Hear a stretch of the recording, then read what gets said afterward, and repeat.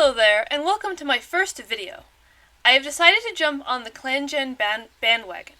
I was heavily inspired by Nyoko Art's Galaxy Clan series, which I would highly recommend checking out. I must admit that this video actually covers both years 1 and 2 of my playthrough, because not much happened in year 1. I did draw the living cats for year 1, but it was more to just get their designs out of my head, so I didn't record it. This is my first time ever making a speed paint, and also my first time doing a scripted video, so bear with me here. Before we get started, I just want to give a trigger warning for mentions of death, including murder and child death, as well as child abandonment. Nothing is talked about in too much detail, and it's nothing more graphic than the stuff that happens in Warriors canon, but I do want to let you know that if those topics are triggering to you, then proceed at your own risk. Now, with that out of the way, let's get on with the video. For countless generations, 3 clans have lived in the territories along the river. Ripple Clan by the lakeshore, Mole Clan in the tunnels, and Lupine Clan on the plains. But for the past few years, Lupine Clan has had a serial killer in their midst. One day, a warrior named Fernfoot finally discovered the truth, and announced it to the rest of the clan. But the killer was the clan deputy, Red Dash, who turned it back on Fernfoot and accused her of the murders. The leader Storkstar, as well as half the clan, sided with Red Dash, and Fernfoot was exiled from Lupine Clan. But those that believed her followed. They settled in a forest grotto in territory unclaimed by any clan. They believed they would have to become rogues, since the other clans likely wouldn't take them in. But then, one night, a StarClan cat came to Fernfoot and told her to travel to the sacred cave behind the moonfall up the river. In the cave, Fernfoot was met with the spirits of all of Red Dash's victims. They were grateful for her trying to reveal the truth, but disappointed that the majority of Lupine Clan sided with Red Dash instead. They gave her 9 lives and told her to create a new clan, free of the pain of their old one. This is the origin of Fern Clan. Starting with StarClan, our guide is Rust Ember. For those who aren't familiar with ClanGen, the game randomly generates a StarClan cat when you create a save file, and that's who this is. In the story, she was the first victim of the murders, and also the cat that told Fernfoot to go to the cave to get her 9 lives. She is the mother of one of the living cats in our clan, who I will get to later.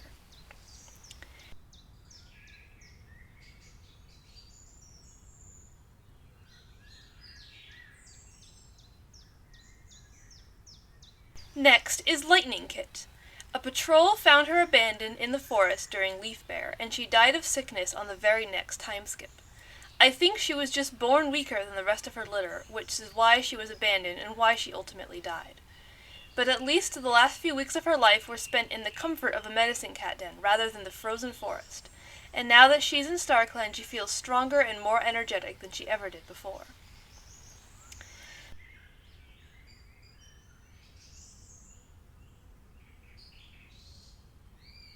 The next cat in StarClan is the first of 4 cats who all died of green cough in the same moon. This is Brutus, a former kitty pet who joined FernClan fairly early on. She was always insecure about being the only member who wasn't clan-born, but she hid it behind an aloof attitude. She had a dark forest affinity, which is unusual for a kitty pet, but sadly nothing ever came of it.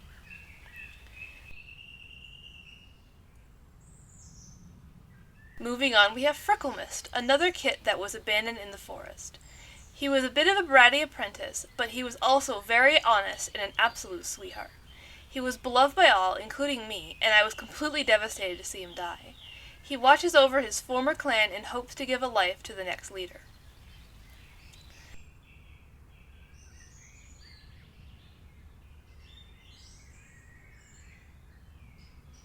The last 2 victims of the green cough outbreak are 2 loners that Frecklemist invited to the clan shortly after he graduated. The first is Otto, who really didn't do much. He was only in the clan for 2 moons, but I was highly intrigued by his ghost sense trait. I think that he was more spiritual than most loners, maybe even being a bit of a spiritual guide to some before he joins FernClan.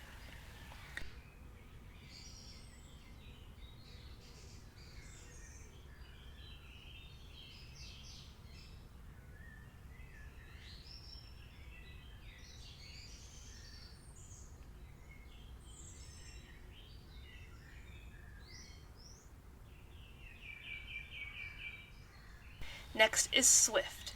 She also didn't do anything besides bring Greencough into the clan.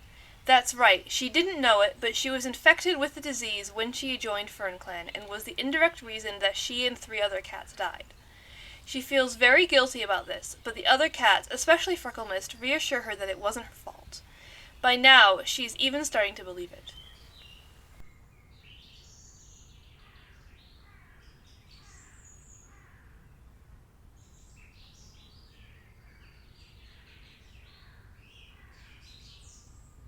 Our last 2 StarClan cats are a mother and child, Ringo Starr and her son Chardpaw, who both died of yellow cough at the end of year 2.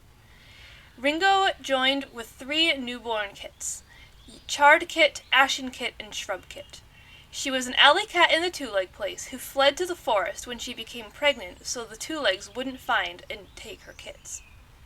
After the kits were born, she realized she couldn't do this alone and asked to join these clans that she's heard so much about.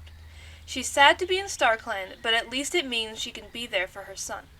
Chardpaw misses his siblings a lot, and often tries to walk in their dreams.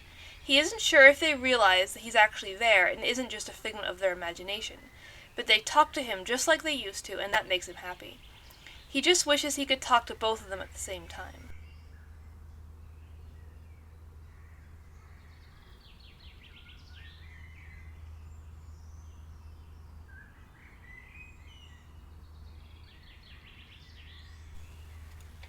Now, let's finally talk about the living cats of FernClan.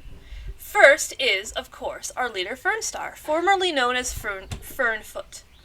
She never really expected to be a leader, but she's doing a very good job at it nonetheless. She does wish she could have convinced Storkstar that she wasn't the serial killer, but she knows that it was just the word of a random warrior up against that of the trusted clan deputy. She doesn't let it get to her, though, and ignores Lupine Clan's taunts and attempts to stir up conflict, both on patrols and during gatherings. Our deputy is Fringefleck, who worries me. She's actually our second deputy, promoted after the first one, Silverclover, retired. Fringefleck is Rust Ember's aforementioned daughter, and that's probably the only reason she's even here, because she doesn't seem to really like anyone in FernClan. But that's not the worrying part. Not only does Fringefleck have a dark forest affinity, but she also tried to feed deathberries to a kid. She led him out into the forest and showed him red berries, telling him they tasted exactly like delicious fresh kill. Thankfully, she was caught before the kid could eat any, and she told the elder who caught her that she was actually teaching him about the dangers of deathberries, since he was going to be an apprentice soon and needed to know these things. But what the heck? Why did she do that? It came completely out of the blue, and I'm scared of her now. The first of our 2 menacing cats is Waspnibble, former menacing cat of Lupine Clan. She has a loving personality, but also her in-game sprite is the one that's kind of hunched over and reads to me as grumpy, so I think of her as being a bit like Yellowfang. She seems gruff and irritable on the surface, but once you get to know her, you realize she's actually very kind. She has some regrets about leaving Lupine Clan, or, more specifically, leaving her former co-menacing cat unchecked. In hindsight, she has realized that the few of Red Dash's victims that survived the initial attack always got worse after arriving in the medicine den, despite Waspnibble's best efforts. It's an extremely suspicious thing, but she has no proof that the other menacing cat was responsible for this. Waspnibble has a clipped ear from being taken by Two Legs many years ago. She had a litter of kits that got very sick, and as a last resort, she took them to Two-Leg Place in the hopes that they would get taken to a vet. Well, they did, and she never saw them again. She herself was also spayed and released, although she doesn't know what this means because she was so heartbroken that she never tried having another litter. Our second menacing cat is Curlfall, who was also by far the youngest clan founder. She was only 2 moons old when the cats leaving Lupine Clan took her with them. They had to get her out of there because her father is Red Dash and her mother was his latest victim. She only has vague memories of her former clan, but knows that something very, very terrible happened, and it was good that she left. She always had an interest in herbs, so it was a no-brainer that she became Waspnibble's apprentice. She got a stalk of nettle to wear in her fur as a gift when she became an apprentice, and she wears it proudly.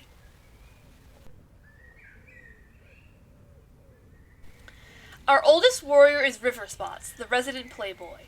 He's been seen touching noses with both loners, kitty pets, and cats from other clans, but nobody can stop him yet. He lost one ear to a dog, and the other ear got torn in a scuffle with a rogue. I've chosen to believe it was the angry mate of one of the various she-cats he's been flirting with, or maybe even the she-cat herself, who'd realized just how much he's been sleeping around. Riverspots is Red Dash's father, which was his only legitimate litter. Red Dash thought Riverspots would side with him when the truth came out, but Riverspots knows his son and unfortunately wasn't surprised that he would be capable of it. He's still shocked that it actually happened, though.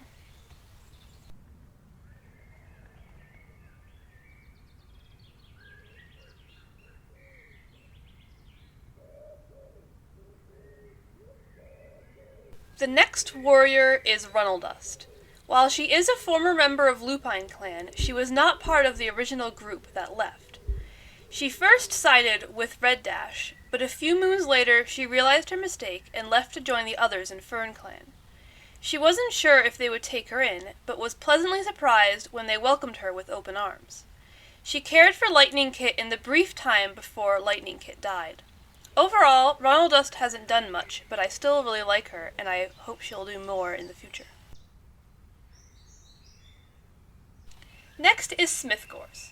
She was a kitty pet, but before that she was clanborn.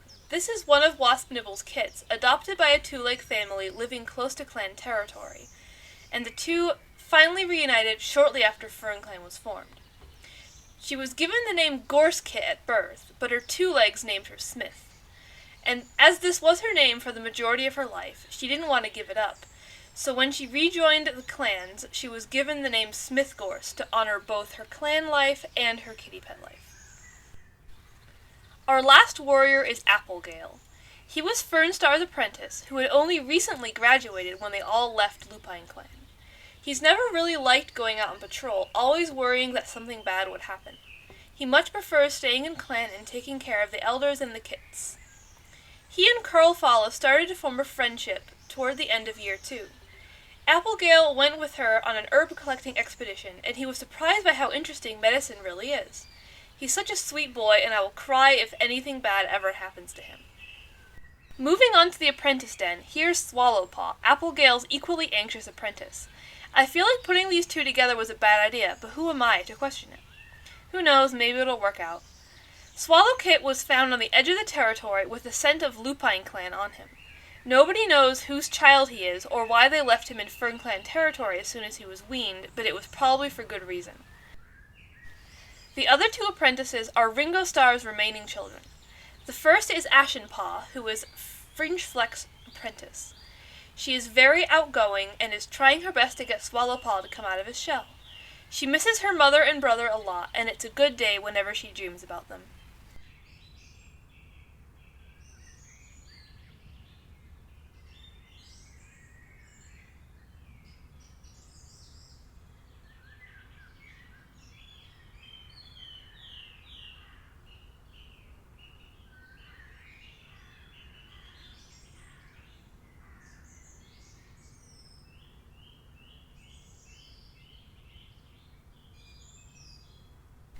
Finally, here's Shrubpaw, Smithgorse's apprentice. This is the kit that Fringefleck tried to kill. He thinks the whole thing was very strange, especially the part where she changed her story as soon as someone else showed up, but it will probably be a while before he fully processes this childhood trauma. He's kind of pushed it out of his mind, or dismissed it as a weird dream he had once. Just like his sister Ashenpaw, he misses his mom and brother and is happy whenever they visit him. Moving on to the Elder's Den, let's start with Cicada Chaser, another former kitty pet. I think he's been a lot of things, from a loner to a kitty pet and now a clan cat. When he was with his two legs, he always wanted to return to the wild, and as he got older, he realized he might not have much time left to do it, so he took the next chance he got to run away and join the Wildcats. He's the one that caught Fringefleck trying to feed deathberries to Shrubkit, and he doesn't believe her lies even one bit. He's even thought about killing her over this, but he also wants to know why she tried to do it. He's also very uncomfortable about Ashenpaw being apprenticed to her, but doesn't know how to voice his concerns without sounding crazy. The next elder is Python Bubble, who is Fernstar's mother. She was a warrior when the clan was founded, but retired in the middle of year 2. The scar on her neck is an old wound she got from a border scuffle against FernClan many years ago, and the scar on her face was gotten much more recently. She was defending both her own patrol and a Lillybeenny clan patrol from a dog, and ended up getting mauled. She found it hard to adjust to the loss of vision in one eye while still keeping up her warrior duties. She decided that at her age it just wasn't worth the effort, so she retired. Our last cat is Silver Clover, the first deputy of FernClan. She never felt confident in her role, but she's the one Fernstar chose, so she just rolled with it. After nearly 2 stressful years, she finally decided that the clan was in a place where she could safely retire, so she did. She also has nettle in her fur, and she was annoyed when Curlfall got some too, but then she realized she was beefing with a 6-moon-old apprentice, and so she just got over it. That's it for the individual cats of FernClan. So let's take a look at who is in power in the other clans. Lillybeenny clan is led by the cold old Storkstar, and of course the deputy is the bloodthirsty Red Dash. The medicine cat Dahlia Honey was once Wasp Nibble's apprentice many years ago, and now he may or may not be helping Red Dash to kill people. The second medicine cat, Lightning Leaf, is a former member of a group of loner healers who offered to join Lillybeenny clan during a time of hardship. While Wasp Nibble is distrustful of Dahlia Honey, she adores Lightning Leaf and wishes that she had Lightning Leaf as an apprentice instead. Mole Clan's leader is Oatstar, who is thoughtful and prefers to de-escalate conflict rather than escalate it. She and Fernstar get along really well. The Mole Clan deputy is Bugwhisker, who is the only deputy without something sinister going on behind the scenes. The medicine cat is Dust Freckle, who is troublesome but nonetheless a good medicine cat.